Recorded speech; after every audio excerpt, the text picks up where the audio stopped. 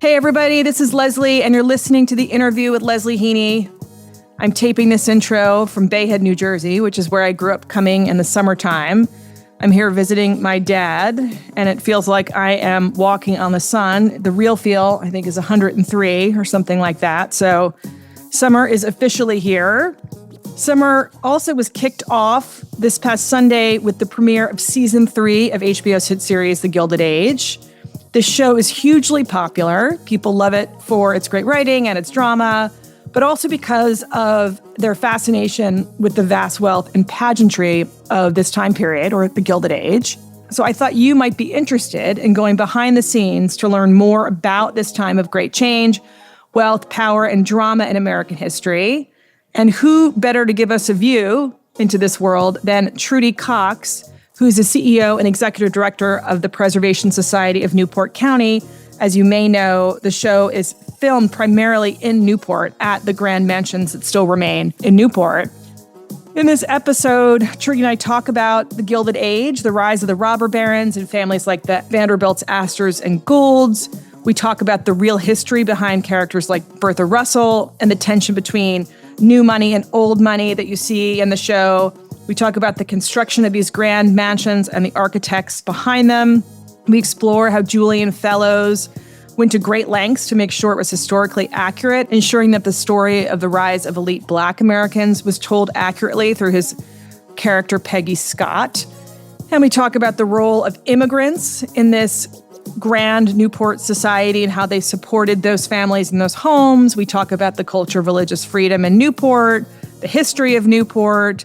And while we explore a lot the Gilded Age in that period and the rise of these families and this great wealth, we also talk about the demise of this kind of society and grand culture of the Gilded Age that led then in its wake to the creation of the Preservation Society and the importance of the work the Preservation Society does in preserving this important period of American history. So for history lovers, Gilded Age lovers, both and everything in between, this episode is for you. I'm so excited about this week's sponsor, the 10 Mile Distillery. 10 Mile is an American single malt distillery based in the Hudson Valley, about 90 miles north of New York, and it is the maker of the award-winning Little Rest whiskey, made through a slow distillation process with all New York State grains by master distiller Shane Fraser from Scotland. And when I say award-winning, I mean it's earned a 95 out at the whiskey competition in San Francisco and a 96 at the New York International Spirits Competition. This is delicious. If you do not believe me about how delicious this is, the good news for you is that if you're in the New York area, you can go visit this incredible and beautiful distillery yourself. It's set among the most beautiful apple orchard with beautiful views of the mountains behind. Stop by for a leisurely tour or tasting, or even enjoy an expertly crafted cocktail. They also have gin and vodka available. They also have this incredibly delicious Thai restaurant that is in residence there from Thursday through Sunday. To learn more about the distillery, you can visit them at 10miledistillery.com/theinterview. All orders will receive 10% off if you put in promo code THEINTERVIEW at checkout. So go to www.10miledistillery.com/theinterview to get that discount, that 10% off. I promise you, you will not be disappointed. Trudy, it is so nice to see you. Thank you so much for joining. Thank you very much for having me. I'm excited about this. I love talking about the Gilded Age. I know you do. And you and I both, right before we hit record, you mentioned that you saw the premiere, I guess, of the Gilded Age, season 3 opener. Yes, I did. I saw episode 1, and I have to say it was Julian Fellowes actually came on and had some remarks at the very beginning of the show. And he's the same writer for Downton Abbey, so he's well regarded as a playwright and as a script writer, and certainly knows drama. And he has created this tremendous TV show, as you know, Leslie, that really mirrors life in the Gilded Age here in Newport and in New York City. And many of the themes that occurred in the 1880s and the 1890s of rich American women having children, and their daughters get married off to nobility in Great Britain. All of that is happening in this TV show. And I think he took some of the ideas that he has in his scripts right from Newport. Mrs. Russell, who is the key protagonist of the show, is fashioned after Alva Vanderbilt, who was the woman who, as a 39th birthday present, was given the task or the opportunity to build Marble House. And she hired the greatest architect in the world, Richard Morris Hunt. And, as you know, because you know a little bit about Newport, this is a community where social climbing is the hobby. And everybody, and there in the TV show that is the Gilded Age, you see Mrs. Russell. Each week, she's plotting about how she's going to get even further up on the ladder. And so it's just a lot of fun. Well, one of the things I'd read an article about Julian Fellowes and how he sort of got interested in the subject of the Gilded Age, and having his being interested in shooting it in Newport. And he said he was really taken back by the fact that when he got to Newport, he felt like a lot of the Gilded Age, or at least the traditions or the feel of it, are very alive and well, in Newport today, which I thought was really interesting. And he didn't get specific about what he was referring to, but I know he's spent some time, right? He's come and spent time with you and the Preservation Society, and he's given talks. And we had it was such an unusual. The first season was filmed during COVID, which couldn't have been more awkward for Rhode Island because we were all supposed to be masked, but. It was such a great opportunity to really get to know Julian well, because we were all kind of staying away from each other, and we were all lonely. So we all got to spend some time together. And he is a brilliant man, really brilliant man, and a wonderful storyteller. And the thing that I was most impressed by him is that he knows Newport history and American history very well, except for, and you probably read this too, he decided to script into the show the role of Black Americans during the Gilded Age. And they were very prominent, and they were making way on their own, and they were involved in professional enterprises.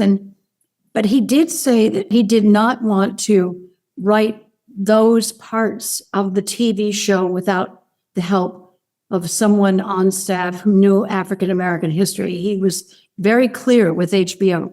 I am not an African-American history historian. I know American history well. I know Gilded Age history not well. I do not know African-American history well, and I do not want, and I can't afford to make a mistake.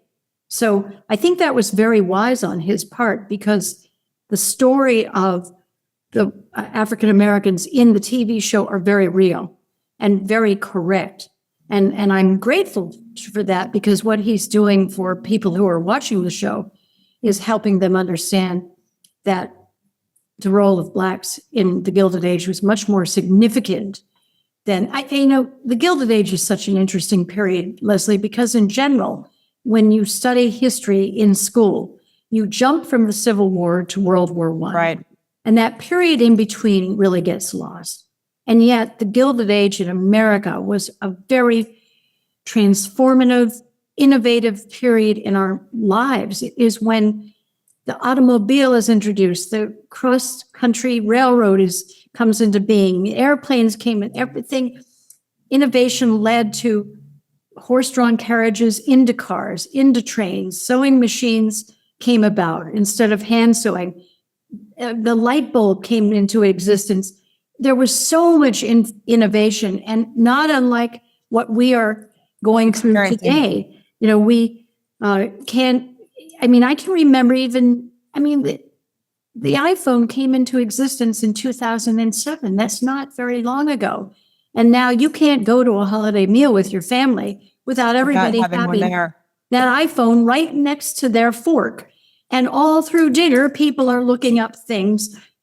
We are going through that same sort of transformational change that occurred during the Gilded Age. And, I give a lot of speeches about this. The thing that strikes me the most is that I think 46% of the American public went to the Chicago World's Fair in the early 1890s. I mean, think about that. Almost half the population. And it was the first time that people saw electric lights.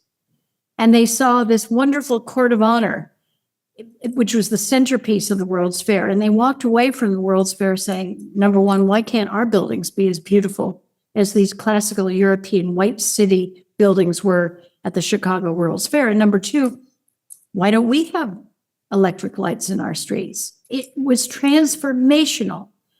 And I think that we should study the Gilded Age. And that's why I'm so grateful to Julian, because he's making us understand that it was a pivotal time in American history. Pivotal. One of the things that, to me, it's so, obviously this show is wildly successful, and clearly, viewers, right, the viewing public is really very interested in this period. And as you mentioned, the Civil War ends, right? And then there's this boom, this industrial revolution, this expansion where you've got railroads and mining and oil. And with that comes great, great wealth. And so I don't know if that is sort of why there's this fascination. This is sort of the first time that maybe American aristocracy in a more public way is emerging, and people are interested in just the grandness of the lifestyle at the time. But it's also, as you mentioned, it's a time of real innovation and expansion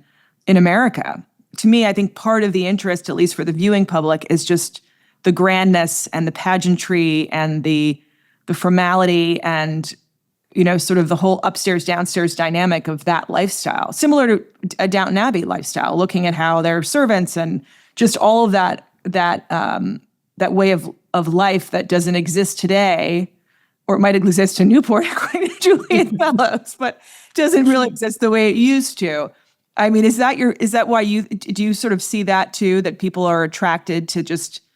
I think absolutely. Look, when you're in Newport, you have two opportunities. You can learn about the colonial America. Newport has one of the largest collections of colonial buildings of any American city, any city in this country. Hundreds of colonial buildings, and they're all spectacular. And then you have, at the other end of the spectrum, the Gilded Age architecture. And you drive down Bellevue Avenue or through this neighborhood, and it's one magnificent house, Gilded Age house after another. And I do think that people come to be awed. With the first word that people say when they walk into the Great Hall of the Breakers is wow. That is the word. It's 50 feet high and 50 feet wide, and you are impressed by the magnificence of this courtyard that is the entranceway to a house like the Breakers. And so I do think the people come partly to Newport to be awed. And then they learn that this is what was happening in the 1880s, 1890s, turn of the century, when people were, Julian talks about this a lot. In England, people built magnificent palaces were built in England in the countryside with lots of acreage around those houses. In Newport, the mansions are built right up along the sidewalk. And he said, it's so typically American. Because we want everyone to see them. A British man saying about America, you're just going to stand right there on the side of the street and say, I'm here. Yeah. Notice me. I'm here. I'm not going to be off in the countryside with thousands of acres of fields around me. I'm going to let you know that I have made it. And I think that's why Julian likes this period of American history so much, because it is very different than what was happening in Great Britain. And you spoke a little bit about Alva Vanderbilt earlier, but I think part of what he's getting at too is the sort of the Arabist, component of it, right? Where you have this new money coming into Newport, and Newport prior to that, and I guess maybe I was reading around the Civil War time, the economy started picking up, and obviously there were sort of old families, you would say, that had been there for some time. Can you talk about sort of what Newport was like right before there was the invasion of the people that wanted you to see their house? And then a little bit about that tension between, as you mentioned, it's a big focus in the show between sort of the new money and old money. Yeah, well, so Newport is such an unusual community because it was founded in the 1630s and has, during the Revolutionary War, it was one of the largest seaport cities on the East Coast, and it had a thriving economy, and the economy is centered around slavery, as you know. And that's why we are so fortunate to have the number of colonial buildings that exist in Newport. So around the 1820s, 1830s, Newport becomes the destination for many people outside of Newport, primarily Southerners, who are looking for a way to get away from the heat. The climate here in the summer is glorious. You've got that sea breeze all day long. You've got cool evenings.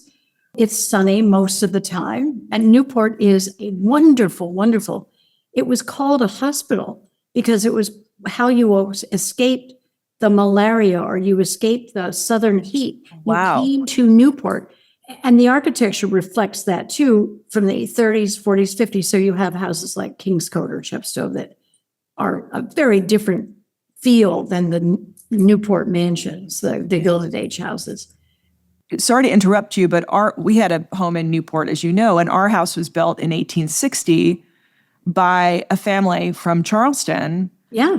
That ended up, I don't think they ever occupied the house because of the war, but it was exactly what you're speaking to. They wanted to come be in a cooler climate. And now that we live in Nashville and it's June 18th, I can relate to these people. I mean, it's quite steamy down here south of the Mason-Dixon line. So I understand that. Right. And maybe you have mosquitoes. I don't know. Yeah, exactly. So I never realized that sort of I knew that there was a big migration of Southerners for the temperature piece, but I didn't actually understand it from a health perspective too. That's interesting. Oh, absolutely. And I think that I find it ironic because if you spend time in Newport, everybody loves to complain about the tourists and the traffic. And, a traffic jam in Newport lasts for about 8 minutes, but we think it's in the middle of New York City. I don't know. Yeah.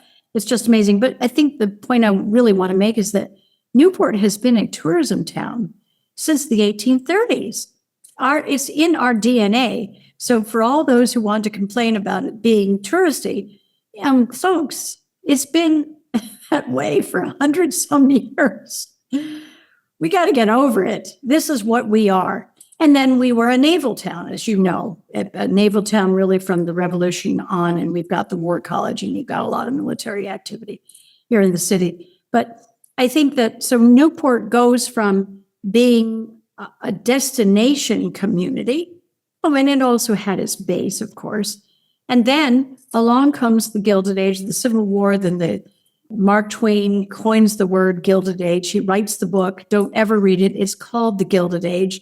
I have read the book. I would not recommend it to anybody. It is truly one of the most boring books I've.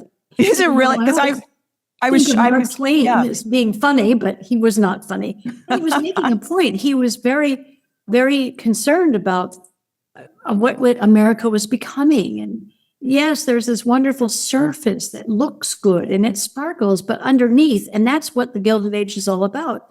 You had great wealth, great entrepreneurship, great innovation, but you also had people migrating in from all over the world, immigrants, to fuel the factories. They were needed for many purposes. They're coming to America believing that this is going to be their great chance. They arrive in cities like New York, and all of a sudden they're living in just recently built tenements. The streets are sewers. Everything is unsanitary and healthy. So there's a dichotomy to the Gilded Age. There's great wealth and there's great poverty. There's an inequity here, similar to what we see going on in our country today. And so one of the things that the Gilded Age is known for is the rise of many social causes. For example, the labor movement got its start in the Gilded Age. All these people coming in to work in the factories, and all of a sudden they're saying, wait a minute, I'm working 14 hours a day and I'm being paid pennies and I live in terrible squalid conditions, and I'm going to start standing up for myself. I want more money. I want fair hours. I want a healthy environment, blah, blah, blah. the women's movement got started. Women started saying, hey, why don't we have the right to vote? You had a child welfare reform. It came out of the Gilded Age because so many factory owners were relying upon kids. Child labor, yeah.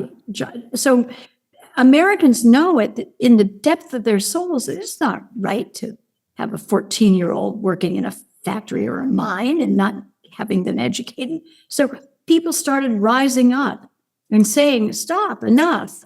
Women should get the right to vote. People should be paid fairly. Kids shouldn't be in factories, they should be in schools. So it's a very dynamic time. And then you have people like the Vanderbilts and the Fricks and the Carnegies kind of making so much money, doing extremely well. And what do? They're going to show off their money a little bit. So they build the Frick Building in New York, or they start collecting the greatest collections of artwork anywhere in the nation, or they build Marble House, or they build the Breakers. I'm sorry, I'm taking up a long time because I know you have other questions, but it's this almost like dominoes. Things just start happening, and it's very fast paced. And it must have been an exciting time, really exciting. When you were just talking about, you have this great wealth, right? And you have people like the Fricks, for example, you mentioned them building in New York. And then this new money group, right, is coming up to Newport to build. And they are drawing from inspiration, whether in person or through drawings or palaces and manor homes in Europe. And can we talk a little bit about that? Because you mentioned earlier the colonial architecture piece, and I went to St. George's, and we had a beloved architecture teacher, Mr. Grosvenor. And I remember, you know his family quite well. Mm-hmm. He said that Newport represents, and I think this is true, and you can verify it, more different types of architecture than any other place in the world, because besides the colonial architecture that you mentioned, you had these robber barons bringing in architecture. The house that we had was an Italianate villa, but you have all the different representations based on whatever they were building, whether it's the Breakers or Marble House, from the palaces of Europe. And they used materials from there, and they brought in trees from there, which is, I think, also so fascinating about Newport, which I speak to too, I'm sure. But will you talk about that? So here they're coming up, and then it's almost like an arms race of house building, right? And bringing in these incredible architects and all of these materials from all over the world. That is so well said, Leslie. It really was an arms race. And, every single one of these families had the wherewithal to hire the best architects in the country.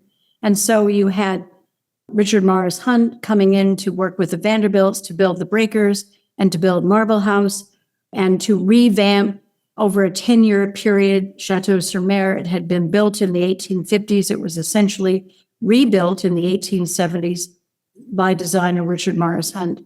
You have Horace Trumbauer, who was the architect for the Elms, architect for Miramar, which is owned by Steve Shoresman. You had the best of the best. You had Stanford White working at Rosecliff, McKim, Mead and White working at Isaac Bell House. You had the best of the best architects. And they were able to, because of their connections, bring in the best interior decorators, the Allards of the world. And we'll take Alva Vanderbilt as an example. Her family was from Mobile, Alabama. They left during the Civil War to escape and get away from warfare. They went to Paris. She became a Francophile. She grew up as a young person knowing French, learning French architecture, learning French art. She marries William Vanderbilt, and she is given the present for her 39th birthday of designing a house on Bellevue Avenue. She hires Richard Morris Hunt, and she directs him to create a French palace. And it is very similar to Versailles. Is that a surprise? Not at all. The Breakers looks like an Italian palazzo, that great hall that you see when you enter. If it were in Italy, it would be open. That hall would lead to the sky, but because there's a winter climate here, you got to have a ceiling over it. But Yes. And I do think most of what you'll read about these wealthy industrialists, these entrepreneurs, was that they were very much copying and wanted to be American nobility, European nobility in America. So they were copying the look of the buildings in Europe and adopting the fashions and the styles as a way of establishing themselves as comparable to nobility in France and Great Britain. And I think, I mean, the fortune is that so many of these houses are still around. And the misfortune is so many of them have disappeared over time. Yeah. We created a book that I know you have seen called Lost Newport, which identifies 59 buildings in this neighborhood that were as large as, if not larger than, Marble House or the Elms. And it just is mind-blowing to me to try to envision what this neighborhood must have looked and felt like when all of those houses were standing. It must have been glorious. Yeah. And every single one of them was a family making a statement about the fact that I can afford this and you're going to know it. You know, you mentioned that Newport's been a tourist town since the 1830s.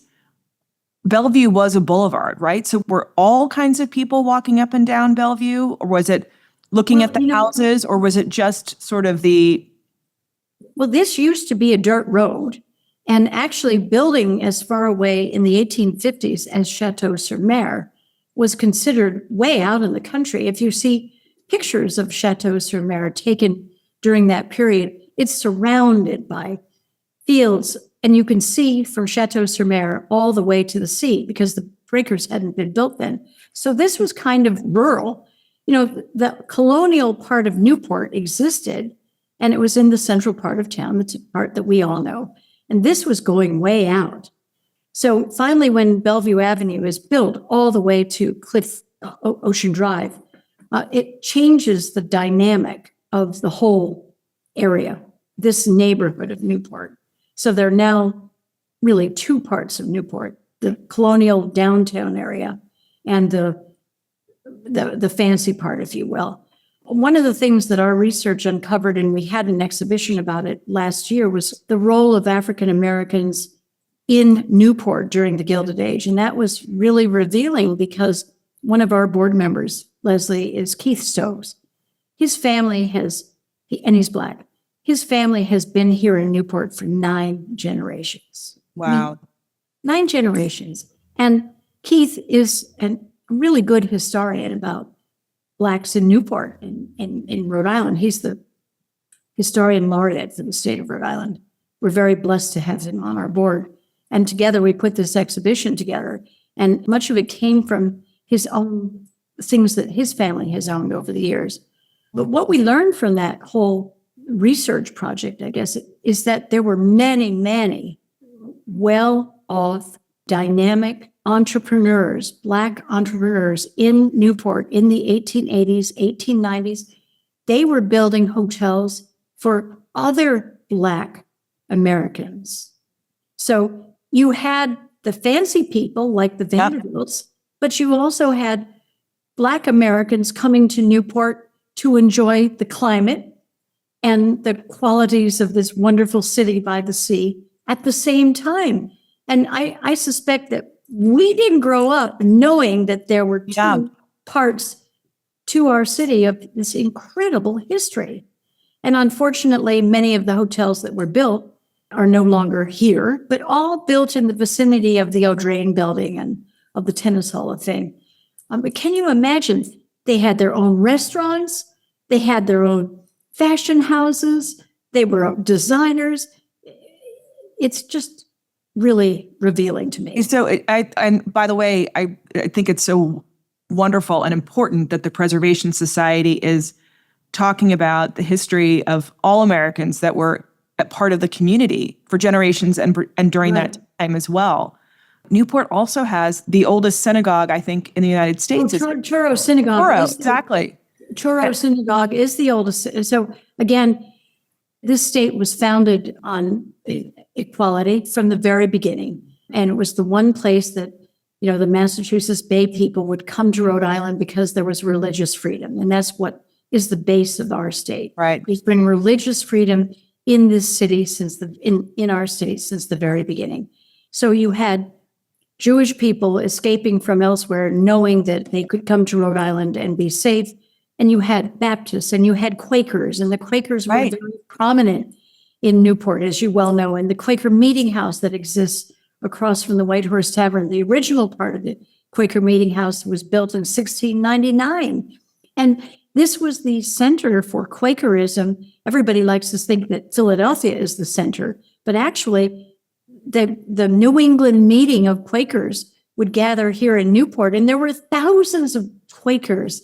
And I have had the opportunity to read the minutes going back to the 1600s of all of their meetings, and they were the most, I guess you'd call them the progressives of the time. They were anti-slavery 100 years before anybody else. They were pro-women. They were way, way out ahead. Right here in this city, practicing that belief and that religion. That is fascinating. And that meeting house is about 2 blocks from Toro. So you have all of this, kind of a melting pot of different perspectives, but yet it seems tolerance and kind of respect for everybody.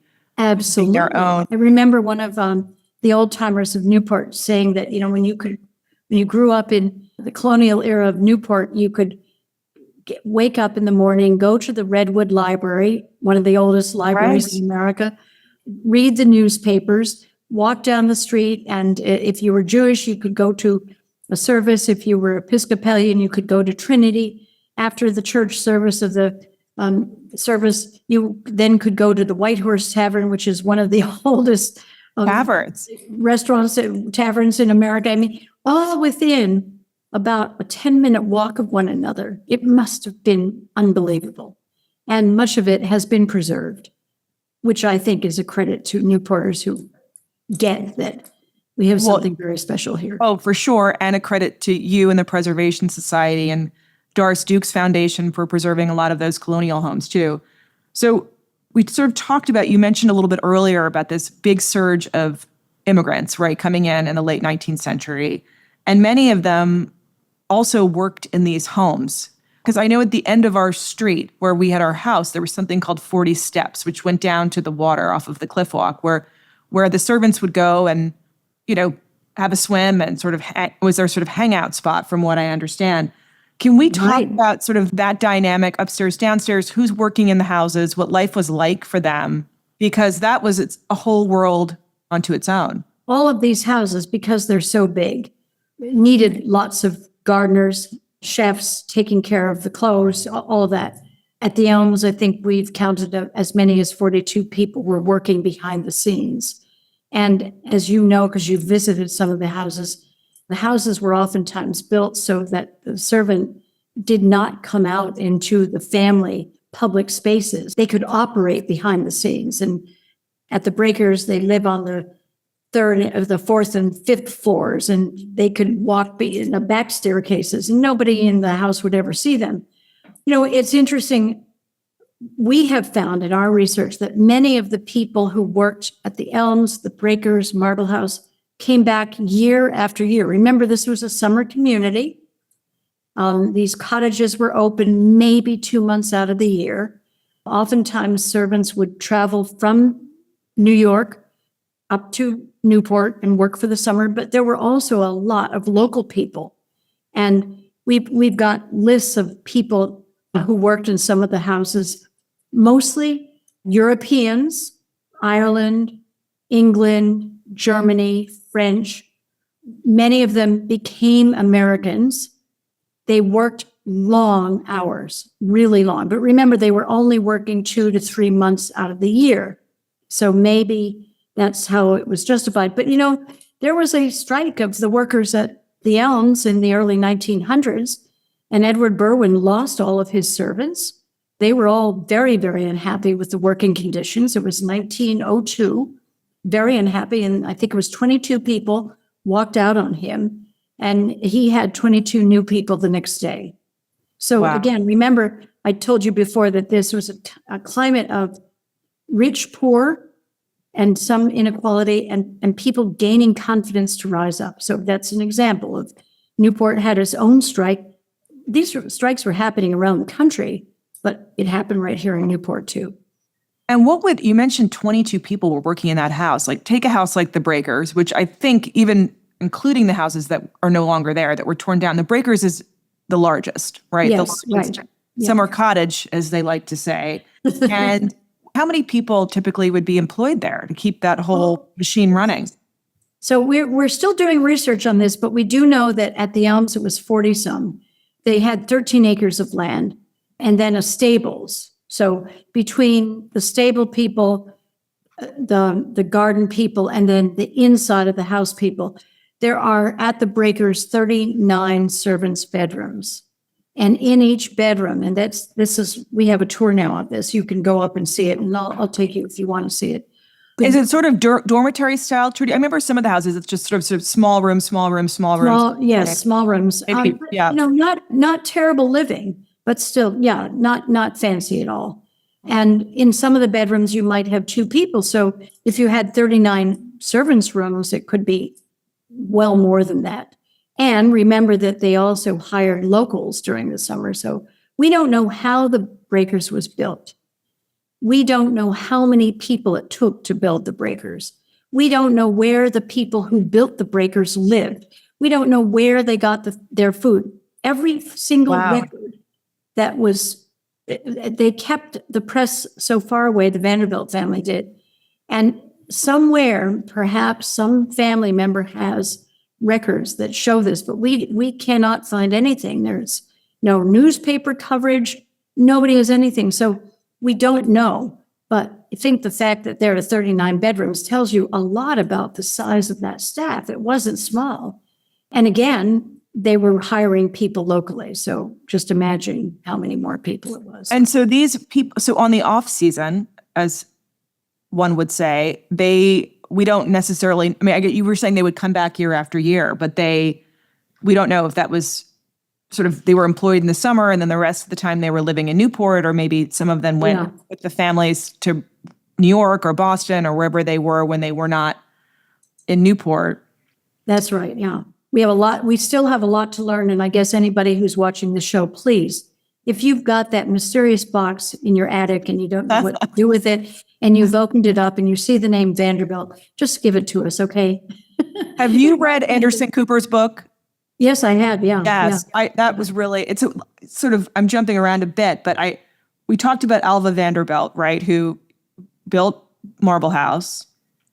And then was it William Vanderbilt's brother who...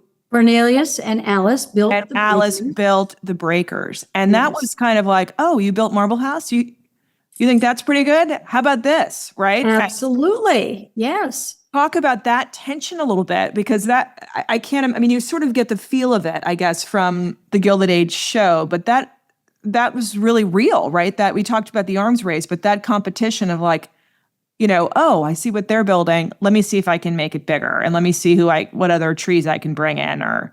Right. Well, I think it must have been very interesting to be the architect. Richard Morris Hunt was the architect for both families.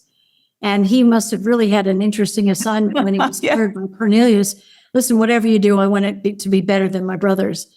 And of course, Richard Morris Hunt's philosophy as an architect was whatever the client wants, I do. Right. If he wants to turn the building upside down, that's what I'm going to do.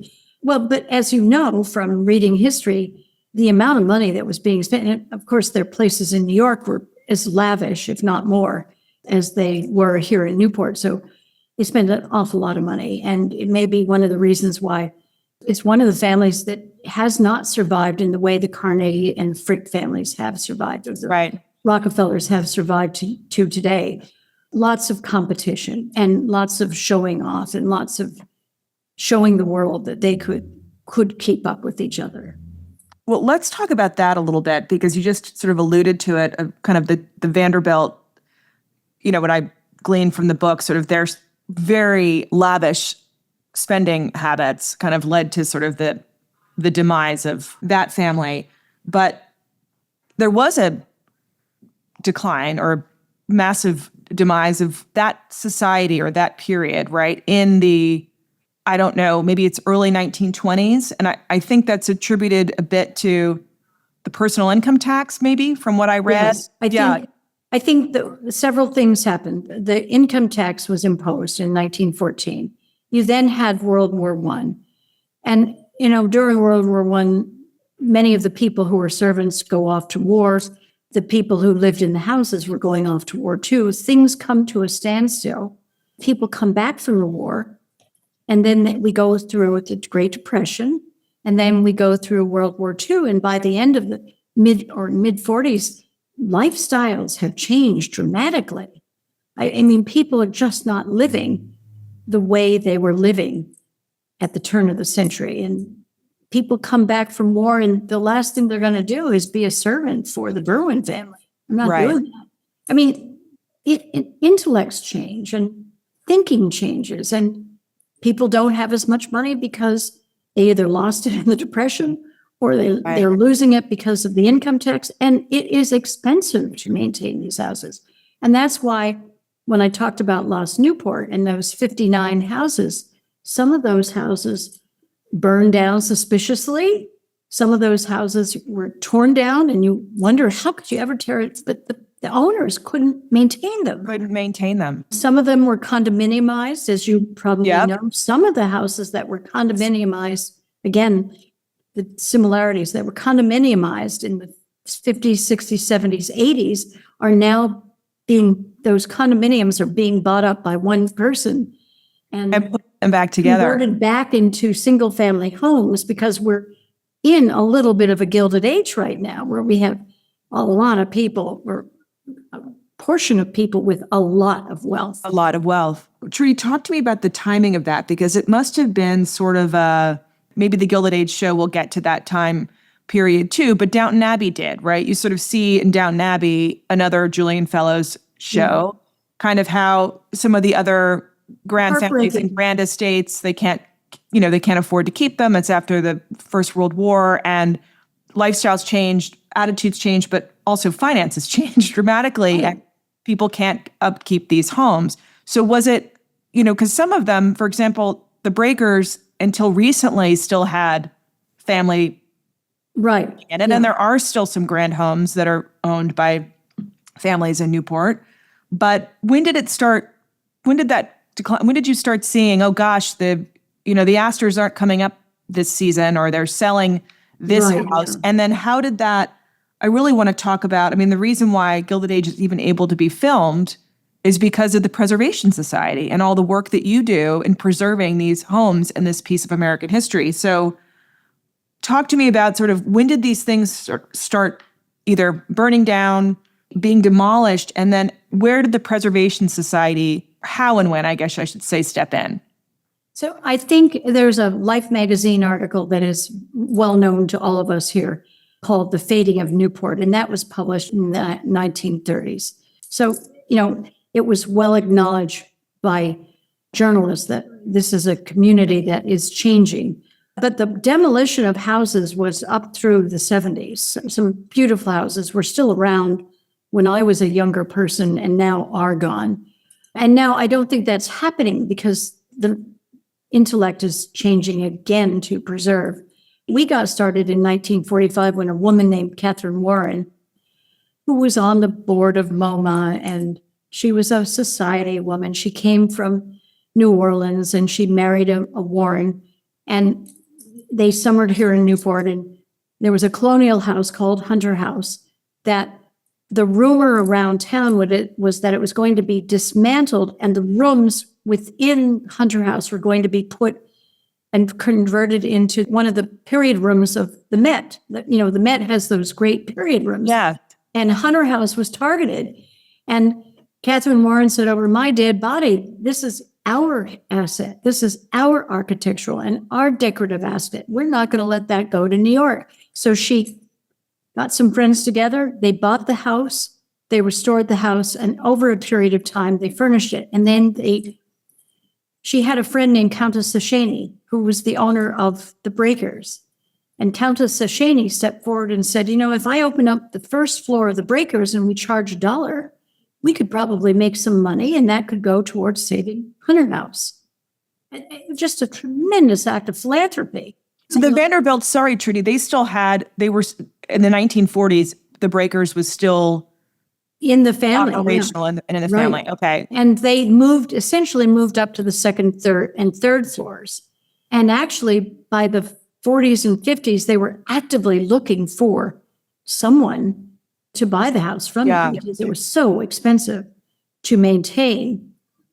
And interestingly, Leslie, in the early 1970s, they announced that they wanted to sell the house, and the Preservation Society had been operating tours at the Breakers since the late 1940s, and of course stepped up and said, we might be interested in buying it. And it was at the time that the Navy had been essentially kicked out of Rhode Island. Right. Tens of thousands of people lost their jobs. We were in a deep depression here in the state, across the state. And the Breakers was appraised at $366,000. Wow. And we bought it for that price. What would that be in today's dollars, do we think? Oh, I figured it out. I don't remember, but no, hundreds of millions. Oh, okay. It was just a wonderful opportunity for us. Yes. And along with the contents. So the family was able to help themselves to things that they wanted to keep, but they left a lot behind. So we've owned the Breakers since the 1970s. The Elms was going to be torn down. The last of the Berwyn family, those who remained had no interest in holding on to it. It was going to be converted it was either a shopping mall or a series of small houses. And Catherine Warren stepped forward. She saved Hunter House.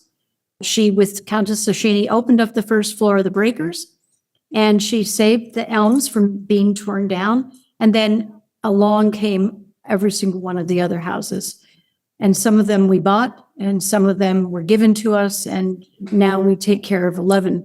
And that's a huge enterprise. I mean, I have to say that before COVID, we were giving 1 million tours a year. That's a lot of tours. Wow. We're up to about 900,000. We haven't quite recovered, but we upped the ticket price, so we're financially okay. But I mean, the visitor to our houses are the people who are really helping us protect and preserve the buildings. Right. We could not do what we do. Everything that we do is expensive. We just restored Rosecliff, which is a Stanford White House, probably one of the most, I think you would agree, one of the most beautiful houses in America. And it cost us $7.3 million to restore it. I was going to ask you, what are your expense? I mean, I guess it's depending on some of this, these deferred maintenance with big expenses like that, right? But on average, all of us that are listening have a home or a rental or whatever, wherever you live, something leaks or breaks, or, I mean, I can't imagine the amount of manpower, right, that goes into keeping up these houses, and then the expense of it too. Well, it is very expensive. And I will say that just as soon as you finish one project, just in your own house, like whack-a-mole. Yeah. Exactly. We never are out from under. There is always another challenge or another burden.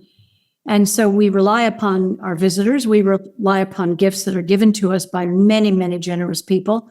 We've got about 37,000 members around the country, and they are all very supportive and generous to us. And then we have, our museum stores, and we have, as you shared, a very significant dinner dance for us in 2019.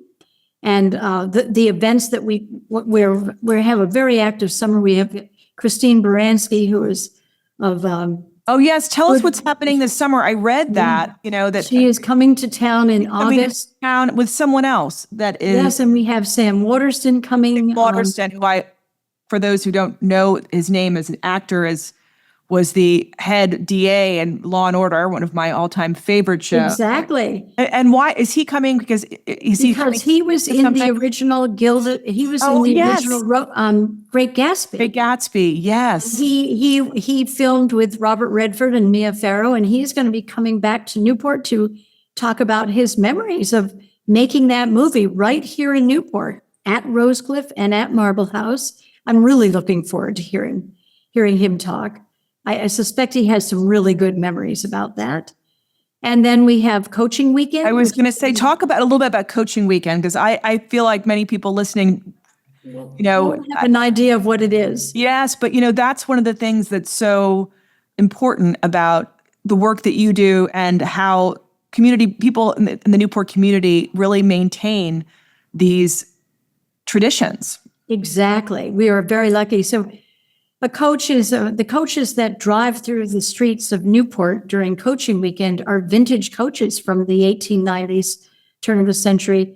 The coaches are driven by 4 horses, and the people who drive a coach, they're called whips, and they literally do, it's called a 4-in-hand, and they literally do drive 4 horses with 1 hand. That's why it's called 4-in-hand.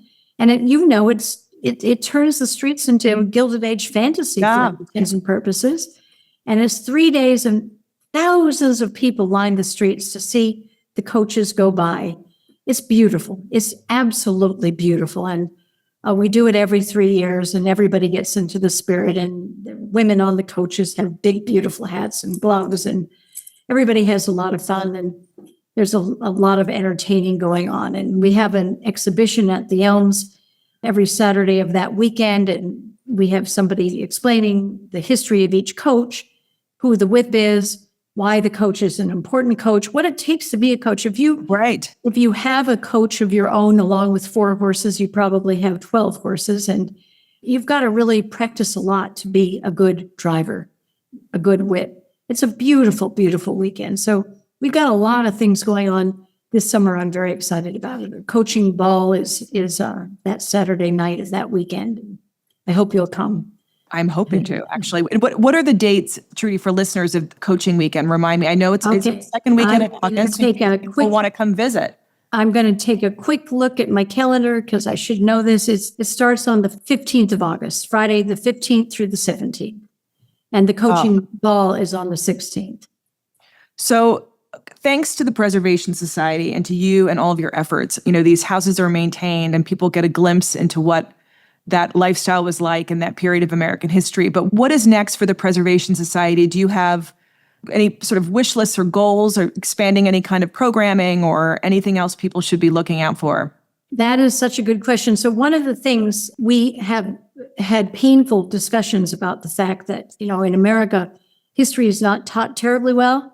And it is not the subject that most young people are embracing, that they can't wait to go to their history class. So we have the obligation, Leslie, of making history interesting and making it memorable. And one of the things, whether we like it or not, we are all addicted to our iPhones. Yeah. We're addicted to technology. So we are going through this very hard process of how to reimagine future tours. What will future tours look like?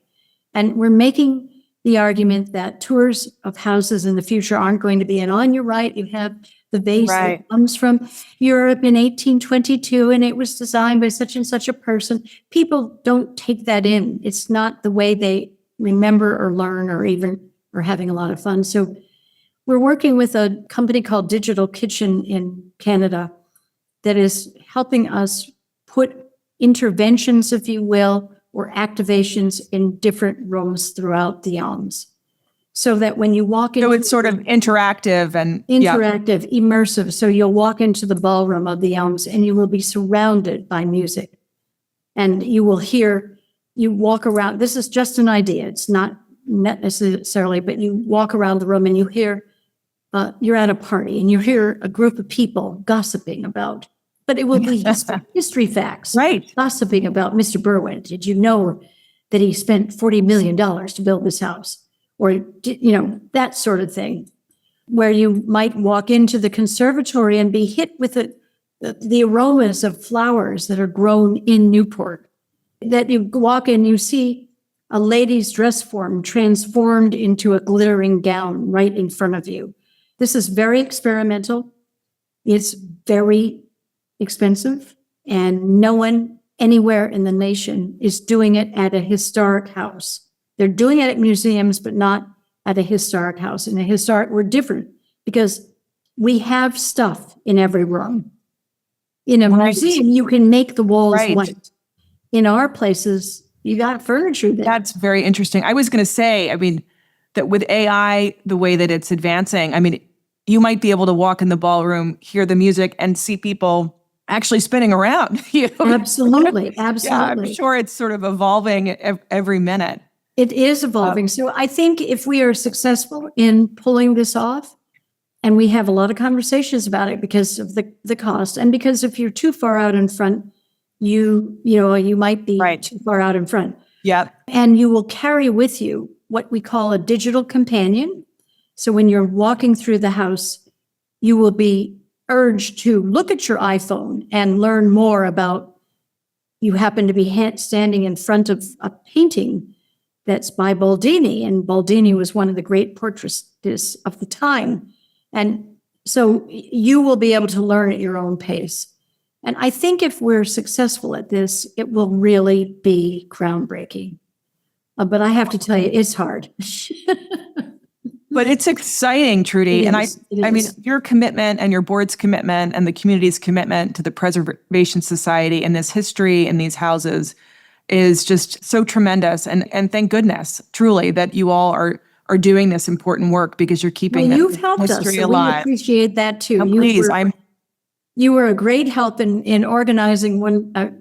It's the big event of every summer. So we don't have strong people like you helping us out, we would never be able to pull it off. So I thank you too. Well, Trudy, you're sweet. And I mean, I can't tell you how much I appreciate Trudy's very busy schedule, because right now it's design weeks going on in Newport and our show.